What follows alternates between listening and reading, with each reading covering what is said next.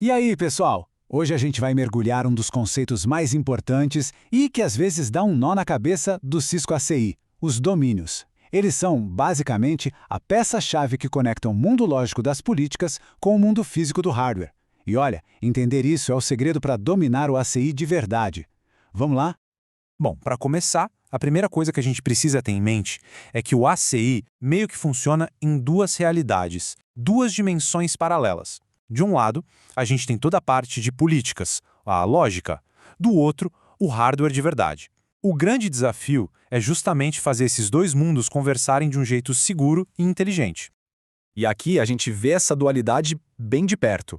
No mundo lógico, a gente fala de tenants, application profiles, EPGs, é o universo abstrato, onde a gente define como as aplicações devem se comportar e se comunicar. Já no mundo físico, a gente está falando de switches, portas, servidores, é o chão de fábrica, sabe? É o concreto, onde os pacotes de dados realmente passam. Então, a pergunta de $1 milhão que o ACIT precisa responder é exatamente essa. Como é que a gente cria uma ponte segura entre a intenção da política e a realidade física da rede? A resposta, bom, é o nosso papo de hoje. E aqui está ele, o herói da nossa história, o domínio. A melhor forma de pensar nele é como uma ponte, um elo. Ou, uma analogia que eu adoro, um matchmaker. Ele é o cara responsável por apresentar o mundo lógico para o mundo físico e garantir que eles não só se conheçam, mas que trabalhem juntos em harmonia. E olha só que definição poderosa que a própria documentação da Cisco usa. Um domínio funciona como um contrato legal. Ele estabelece as regras do jogo, definindo com todas as letras quais políticas, ou seja, quais EPGs, têm a permissão para usar quais recursos físicos da nossa rede. É preto no branco. Então, de forma mais técnica, essa é a definição. O domínio é esse elo que conecta a configuração lógica, como os EPGs, com a configuração física. E essa parte física é representada por uma coisa chamada AEAP, ou Perfil de Entidade de Acesso Anexável. Nome complicado, né? Mas pensa no AEAP só como um grupo de portas físicas. É a associação do domínio com esse grupo de portas que, de fato, cria a nossa ponte. E se a gente tivesse que resumir tudo em uma palavra, a palavra seria autorização. A principal função de um domínio é essa. Ele cria uma fronteira, um escopo e basicamente diz sim ou não. Ele autoriza ou não que um EBG seja implementado em um conjunto específico de portas. Simples assim. Ok, agora que a gente já entendeu o que é, vamos aprofundar um pouco. Nem toda conexão é igual, certo? Por isso, o ACI tem 5 tipos diferentes de domínios e cada um deles é como um especialista para um tipo bem específico de conexão. O primeiro e o mais comum de todos é o domínio físico. O nome já entrega tudo, né? Ele é a base para conectar hardware físico bare metal. Basicamente, qualquer dispositivo que não seja gerenciado por um sistema de virtualização que o ACI consiga conversar diretamente. E os casos de uso são o dia a dia de qualquer data center. Conectar servidores físicos, firewalls, load balancers, ou até mesmo ligar o ACI com switches mais antigos que não fazem parte do Fabric. É o feijão com arroz da conectividade. O processo aqui é um pouco mais manual. E faz sentido, porque o ACI não tem como adivinhar o que está conectado na outra ponta. A gente associa um pool de VLANs estático, liga o domínio a uma API e, o mais importante, dentro do EPG, é preciso configurar na mão o caminho exato da porta e qual VLAN vai ser usada. Isso dá um controle cirúrgico sobre a conectividade.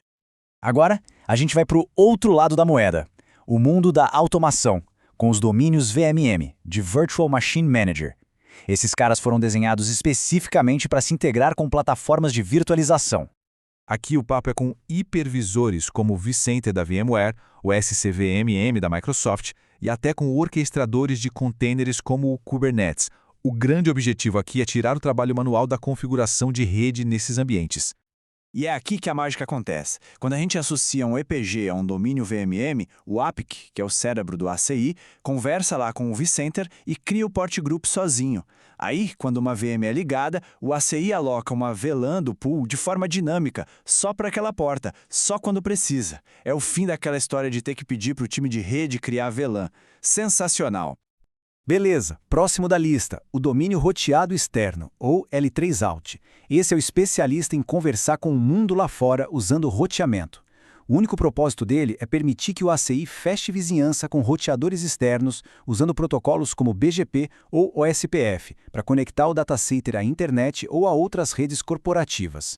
Já o domínio em ponte externo, o L2Out, tem uma missão muito específica: esticar uma rede, um domínio de broadcast para fora do Fabric. Isso é fundamental em cenários de migração, por exemplo. Imagina que um servidor físico numa rede antiga precisa falar com uma máquina virtual nova dentro do ACI como se estivessem lado a lado, no mesmo switch. É o L2Out que faz isso acontecer. E por último, mas não menos importante, temos o domínio Fiber Channel. Esse é um cara altamente especializado focado em redes de armazenamento, as SANs. A grande diferença aqui é que, em vez de gerenciar pools de VLANs, ele gerencia pools de vSANs, que são equivalentes no universo Fiber Channel. Certo.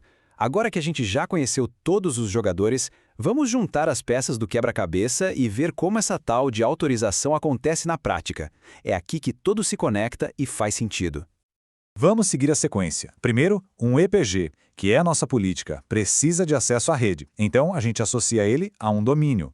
Do outro lado, no mundo físico, uma porta é agrupada em um AAEP. E agora, atenção, vem o passo mais crítico de todos. O domínio e o AAEP precisam estar ligados um ao outro. Essa ligação é o aperto de mão, é a autorização final. Sem essa conexão, nada acontece, de jeito nenhum.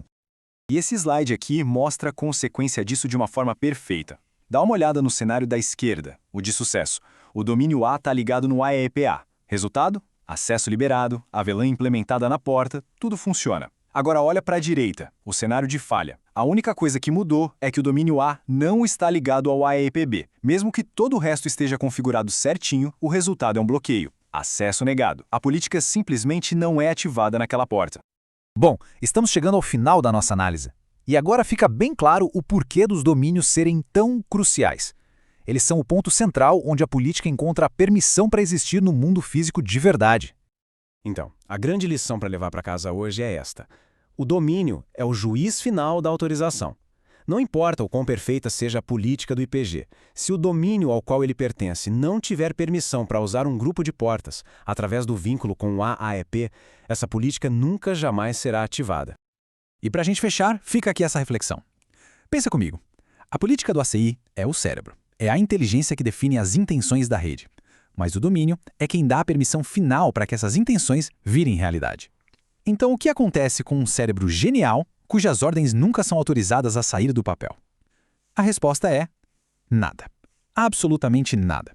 E é por isso que entender de domínios é, no fim das contas, entender a alma do ACI.